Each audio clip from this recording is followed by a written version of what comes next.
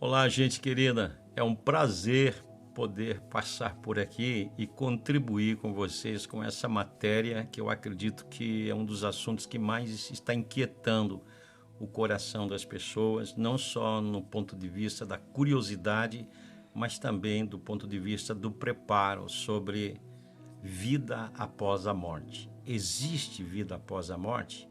E como professor de escatologia, me sinto na obrigação de poder compartilhar com vocês algumas ideias, alguns princípios que eu acredito que vai fazer bem ao coração de vocês. Mas primeiro eu quero lhe pedir um favor.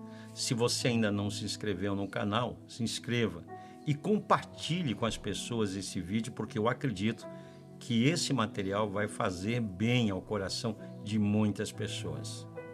Então, existe vida após a morte? Será que os gregos estavam certos quando eles diziam que a vida acaba na sepultura? E o que nós temos a falar sobre o sono da alma? Onde as pessoas acreditam, muitas pessoas acreditam que após a morte física você entra num sono profundo. O céu, a eternidade, o paraíso é um lugar de desmemória, onde você não tem consciência das coisas? O que diz a Bíblia? Porque é nela que nós firmamos a nossa vida.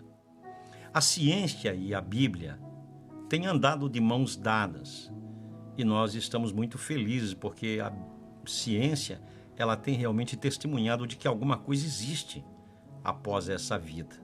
Através de alguns experimentos que vários médicos realizaram, a ciência, psicólogos, eles chegaram à conclusão de que realmente existe vida após a morte, porque várias pessoas, não foram poucas, que passaram por esse processo de reanimação cardiovascular e depois de 20, 30 minutos retornaram descrevendo sentimentos os mais variados. Pessoas que descreveram o ambiente, pessoas que descreveram o sentimento de levitação, de distanciamento do corpo. Algumas pessoas declararam que estavam indo para um lugar frio e outros um lugar luminoso, quente. A verdade é que todos eles descreveram algo que sentiram depois da morte física e todos eles declararam lucidez, sabendo que o que estava acontecendo, que eles estavam vivos. Mas afinal de contas, o que diz a Bíblia? Nós precisamos fundamentar nossa visão no que está escrito. No Evangelho de Lucas, no capítulo 16, Jesus conta uma história. Não se trata de uma parábola, mas de uma história, e uma história de dois homens. E Jesus fala que esses dois homens, um dia eles morreram, e isso é fato, um dia isso vai acontecer. E esses dois homens morreram, e quando eles fecharam os olhos aqui nesta vida, nesta terra, quando o coração parou de bater aqui, eles acordaram do outro lado, conscientes, sabendo o que tinha acontecido, o que fizeram e o que deixaram de fazer. E há um detalhe, eles acordaram do outro lado com os 5 sentidos ativos: o paladar, o tato, o olfato, a visão, a audição. A eternidade, o paraíso, realmente é uma vida de consciência. A vida após a morte é um fato. Tenha certeza que existe. No livro de Hebreus, no capítulo 9, verso 27, tem uma palavra muito interessante que diz assim: ao homem está ordenado a morrer uma única vez. Agora preste atenção, o texto não para aí. O texto continua dizendo: vindo depois disso o juízo. Fala de consciência, fala de raciocínio, fala de inteligência, fala de lógica. Vindo depois disso o juízo. Quando você vai para o livro de Apocalipse, lá no capítulo 6 e o verso 10, tem um texto muito interessante que se refere às pessoas que vão morrer no período da grande tribulação por conta da palavra de Deus. Pessoas que deram testemunho da palavra e foram mortas.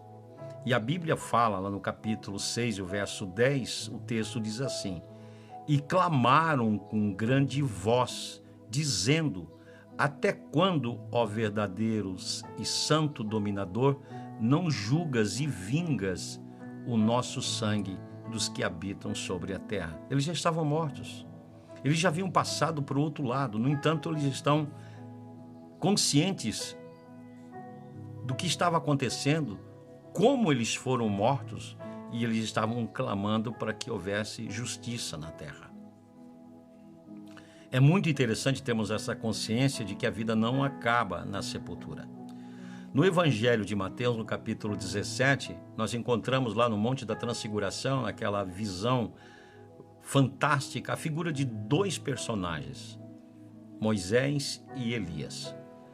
Nós sabemos que a figura desses dois homens representam, sim, aqueles que vão passar pela morte física e aqueles que não vão passar pela morte física. No entanto, todos os dois estavam conscientes, lúcidos.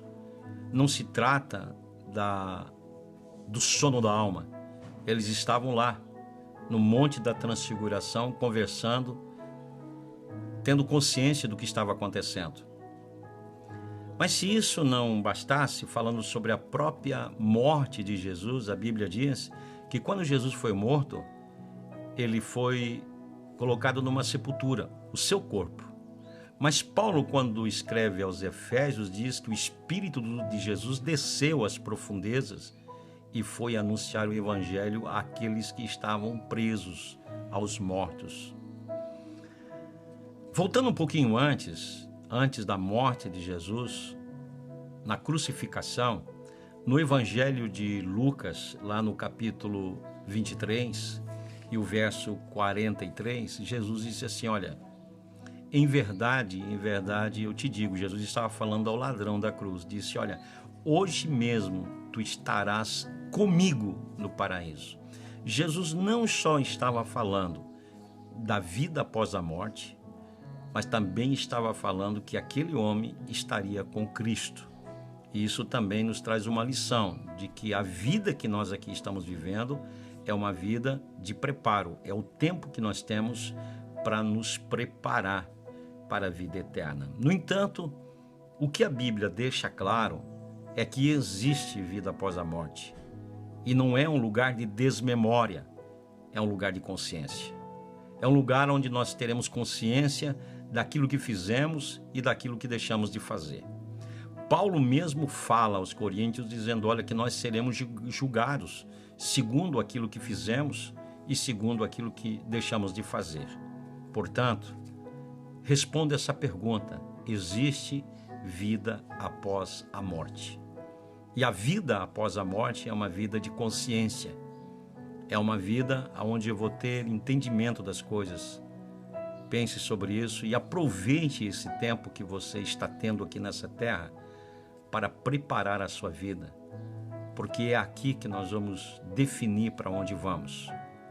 A morte não vai mudar o destino de ninguém. É a vida que vai determinar para onde iremos. Eu espero que essa palavra tenha feito bem ao seu coração, que essa palavra lhe ajude e, sobretudo, sirva de motivação para que você esteja preparado para esse dia que vai chegar.